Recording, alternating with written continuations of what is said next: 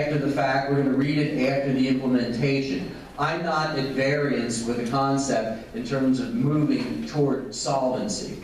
But when I repeatedly hear from state senators that they did not read the product that they voted on, I get concerned about it regardless of the quality of the product. We need to have public hearings. We intend to do that in the House of Representatives. We're going to peruse the proposal. Regarding the PSA or any other entities out there, I will say this. Certified educator, never full-time in the classroom. I appreciate the hard work that teachers are doing. What I would say to my friends in education, nobody's going to benefit from an insolvent system. This thing can go belly up. What I will assert to you, I will not be voting for anything that bonds. My daughter is here. She's 13 years old. This is going to land on her shoulders. Raise your hand if you have a defined benefit pension program. You have a defined benefit program. Raise your hand in this room. Okay, we've got a relatively few. God bless you. I'm glad for you. Here's the truth of the plan. It borrows and increases taxes to maintain the current status quo with regard to the pension. The truth is, in 2001, because the process was politicized, we had legislators voting themselves a 50% increase in their pension and 25% increase for others, and then the following year there was a COLA and the system was underfunded. Guess what? It's bound to fail, and we've got to move away from this failed system, and those people that have been faithfully paying in, and in some cases paying in significantly, 8, 9, and 10%, they shouldn't be placed in a position that their money is lost because of the mismanagement of their government. Okay. Thank you very much, and thank you for the passion in that one. I want to put this question for you, and following up on that, in an effort to pay that, the governor is proposing floating these bonds to restructure the debt, essentially, and reduce the payments that we're paying, so make it more affordable. It's my understanding that a law was passed in 2010 forbidding obligation bonds. And that's basically the proposal that's coming from the governor. What, if anything, would be done to stop this, and do you think it should be stopped, Representative Knowles? No, I would not support any additional borrowing. Absolutely not. What I was going to say is that when people say to me, "Is the pension issue going to be addressed?" The answer that I give them is it has to be addressed. There's no alternative here. We got a $50 billion hole that we need to fill. And the whole problem is that we've got three different angles or three different groups. The first group are people who voted for Act 120 back in 2010, and what that did is it increased the vesting from 5 to 10, it reduced the multiplier to 2, you can't take out your lump sum withdrawal, and they increased the age to 65, okay? And there's some people that believe that that is enough, and that over a course of time it's going to take care of things. There's another group of people where I think I fall, and that is that we need to address employees who are starting today or after we pass this bill. How do you propose to address them? Well, there cannot be a defined benefit. It has to go to a 401k. It has to go to a defined contribution, and that's the way the real world does it, and that's what we need to go to. And if we talk about that right now, we can go round and round about, we have to resolve this. We do. It's $52 billion unfunded. Moving forward, you say you support a 401k rather than a defined benefit. Do you support that as well, Representative Caltagirone? I'd have to see the details, because there's going to be give and take. We can discuss these issues here tonight, but these two gentlemen know as well as I do. There will be a select group in the appropriations process that will sit down and work on a lot of these details and make a commitment and say, just like Jerry was saying, we don't know. He said the 400-page bill. Can you imagine voting blindly on something without reading it? And that's how we get into trouble up there. They push this stuff at the 11th hour, and in this particular issue, it's going to be a massive, voluminous piece that they're going to try to shove down our throats, and you better be careful what you buy into because you don't know where it's going to lead us. Why does it take a 400-page bill to move forward? Get this one to Representative Gillen. Why does it take 400 pages to say we will end defined benefits, we will meet all obligations to those benefits up until this day, and moving forward, we will switch to a 401k, which is the constant proposal out there. What takes 400 pages? Is that because there's, well, if I'll agree to that if you do this, and I'll agree to that if you do that? Is that how this is working? My answer is God only knows. Mary Beth, do you know? Beth Ann, oh my gosh, I'm so sorry. Beth? Right, go ahead, Representative Gillen, you want to comment on, I'm just trying to get a, it's not 400 pages, it's simple. Would you support a transition from defined plans to a 401k? Let me answer the 400-page Okay. for starters, and thank you again very much for moderating, and thank you, audience, for putting up with us. And can I say something macro about bipartisanship? I don't know that I've got any closer friends in the House than these two guys. I had one fundraiser in 4 years, and Tom Calderone came to the fundraiser. How much did he donate? Nothing. Okay, but he was... He just put $2 out of his pocket here. he was there. All right, when the hat came around tonight, let's just talk common sense. All right, I pulled a credit card out and said, would you accept a credit card? That wasn't accepted here. It's not acceptable in state government. If we can't afford it as a family, we don't buy it. We have a responsibility to live within our means as legislators. I was asked about hail damage to my car. I was in the strike zone. I drive a 94 Buick, okay? It was plenty damaged before the hailstorm, all right? We can talk in absolutes, we can talk in abstracts about the best plan or 400 pages. You know what? I think we can transition into an acceptable plan that the public can understand that's only a couple pages long. You're paying the bills ultimately. I'm not as concerned about me understanding it as you understanding it. I think it's unnecessarily bureaucratic. I think it's symptomatic of the problem that we have. I am on a shared risk plan. I am not on a defined benefit plan. That works well for me. But the bottom line is this. We cannot afford the course that we're on. We don't have an option. We've got to change direction, and it's going to have to happen now. Thank you very much. If I may, it's also the investment practices. As all of you know, if you do any investing, you've got to know what you're doing.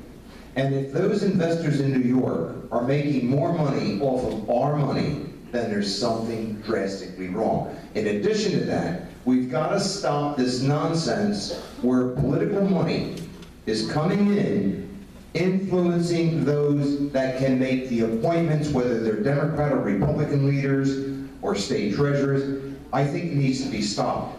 And when you follow that money, and I've talked to some of the members that serve on those boards that are brothers of us in the legislature, and they don't think there's anything wrong. Who picks these investors for the PSER fund? The boards. Okay. The boards do. Now, remember, we've got 4 Democrats, 4 Republicans, 2 House, 2 Senators that sit on those boards. And I've talked to some of them, said, this nonsense has got to stop. Why aren't we doing business with Vanguard, who doesn't charge us any management fees? And they've done quite well, thank you, over the years as far as the rate of return. It's a Pennsylvania-based company. What is wrong with us? And they look at me like I'm half crazy, and I'm thinking, no, you're crazy. You're taking the money, campaign contributions, which I think should be made illegal in this state, for anybody, directly or indirectly, receiving that kind of money, because until we stop that, they're going to continue to do the same practices in investment and taking money, campaign contributions, that influences what goes on up there in Wall Street. End of message. And is there a bill in committee to do just that? I have a bill. What is the bill number, please? Oh, I knew you were going to ask that. It's in the State Government Committee, and I've been pleading with Darrell Metcalf, bring it up for a vote, have a hearing on it, expose it. Matter of fact, if you want to, put your name on the bill. You know, I have no pride of authorship. I've done that several times. Truancy, you know, he carried the ball when I couldn't get it through. He got the legislation through. And I said that same thing to Darrell. I said, take the bill, be my guest. You want to be prime sponsor on it? Go right ahead. But we need to address it. I only asked for the number because these are engaged citizens who care, and they could call your representatives, your senators, and say, hey, that bill that was sponsored by Representative Calderon that addresses who's getting paid for those investment monies, push it out of committee. It's the Code of Ethics, I call it. Code of Ethics bill. Okay, thank you. And can we hear from Beth Ann Mumford, because we're wondering, how do the Americans for Prosperity, a nonpartisan group looking at these issues, how does that organization feel about moving from defined benefit to 401k? We support it. You do? Yeah. Oh, absolutely. We think that workers are probably, well, we're talking about the investors and their conflicts of interest. You know, people whose money it is are going to be much more inclined to manage it wisely and responsibly. Moving to those defined contribution plans, which most of you have, we just saw by the show of hands, gets the state, stops the bleeding, and we think it's a good step.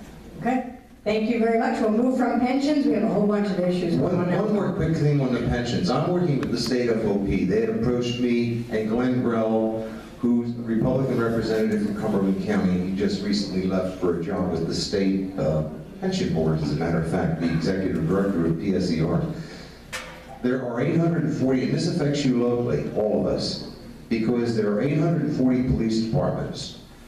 Half of them are 10 members or less. They've approached me to ask what can, and Glenn Grell and I were both working on this, to form a consolidation, come up into the pool. We'll, you know, get this under control, because your local property taxes are affected by the pensions from the local police, fire, if you have paid police or paid fire or non-uniform employees. So we've been working on for the last several months, putting together a plan to help solve the municipal pension problem, which is about $7.7 billion. However, when you take Philadelphia out, that's $4.5 billion. Pittsburgh is about $500 billion. The rest of us, it's $1.7 billion, which we feel is manageable, which can help eliminate the rising cost in the local property tax, which municipals have to pay. So I just wanted to share that with you, because we've been working on that problem also. Thank you very much. And since you brought up property tax, we have a question from the audience and a number. I'd like to get to your questions. From Peter Coldren. He wants to talk about property taxes. He talks about that 1834 tax. Why and for what purpose was that bill signed in? I don't know if any of you gentlemen were around in 1834. If you know the history of that bill as to why that might have been signed in, how is it supposed to be appropriated?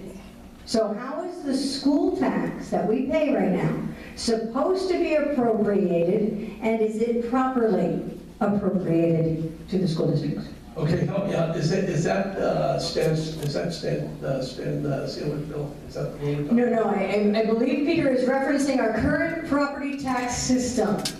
The property taxes we pay, how is it supposed to be appropriated, and is it properly appropriated? Well, one of the things in the Commonwealth was to fund education. Pure and simple. They wanted public education to be something for the masses of people. And the funding stream, as they passed it in 1834, that was dedicated for education. Fast forward to the 60s, and the sales tax, when that came into being, all of the money from the sales tax, I guess it was probably under SHAP, was initially to go specifically for education. And then slowly but surely, and you can blame all of us, I wasn't there, none of these guys were there, they started raising the sales tax, but it wasn't all allocated. If they would do with what Jimmy Cox and Dave Argon are proposing, if that money would go, it would totally eliminate the school district property tax. But slicing and dicing it, only a portion of it goes to it, you know. of, I guess it's close to 11 billion out of the 29 billion budget. 13 billion for welfare, 11 billion goes into education. So you're talking about how the intent of a tax, sales tax came in, was supposed to fund education, Right. didn't all go that way. And that lends itself to the second portion of Peter's question. And boy, this is a loaded question, but one that makes us all go like this, and it's a tough question, gentlemen. Why is it so difficult to rid government of corruption? I'm just the moderator.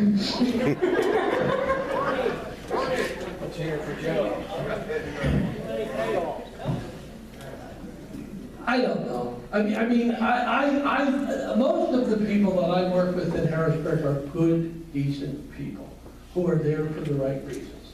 And you're going to have corruption anywhere you go. It's very embarrassing what we have gone through over the course of the last 10 years or so. We've got people that went to jail. And I don't get it. I mean, I sit here with both of these guys. They're two good, decent gentlemen who are there for the right reasons. And I don't know whether it's the fact that some people get greedy, some people begin to lose a perspective on what's right and wrong. Some people feel power and they think they can do anything. Please.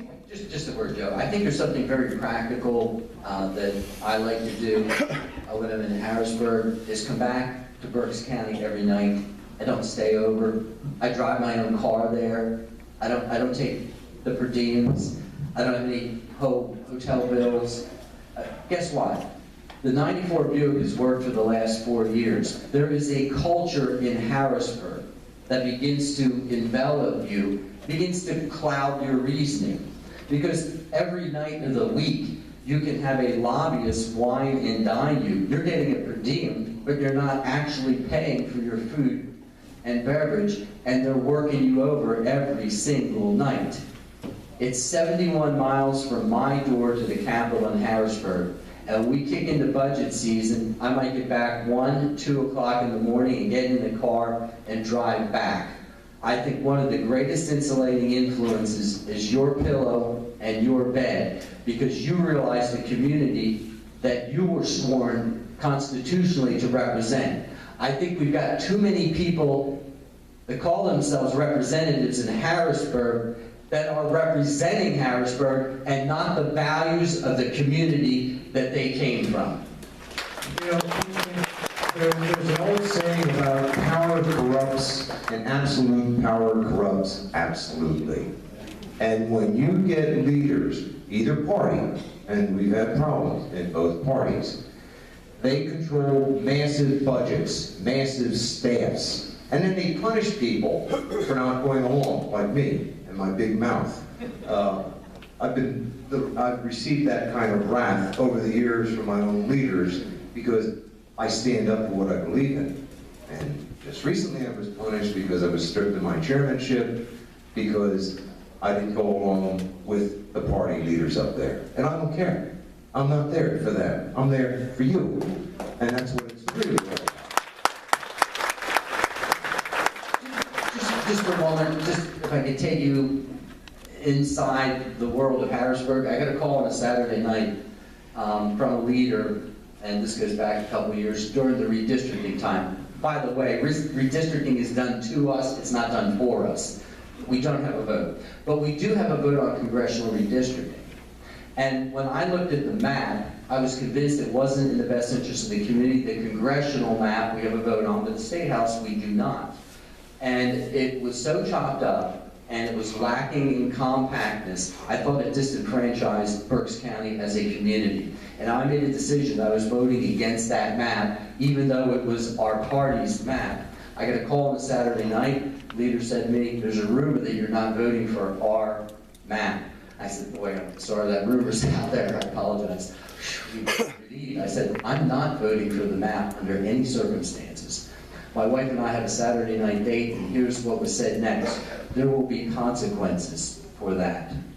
And I'm not exactly sure what the consequences have been, but it really doesn't matter to me, because Berks County was carved up like a turkey, and when that's done, you have to stand your ground, whatever the consequences are. I'm not concerned about the next election. I'm concerned that I go home with a clear conscience because I've got 5 daughters and my wife that I have to look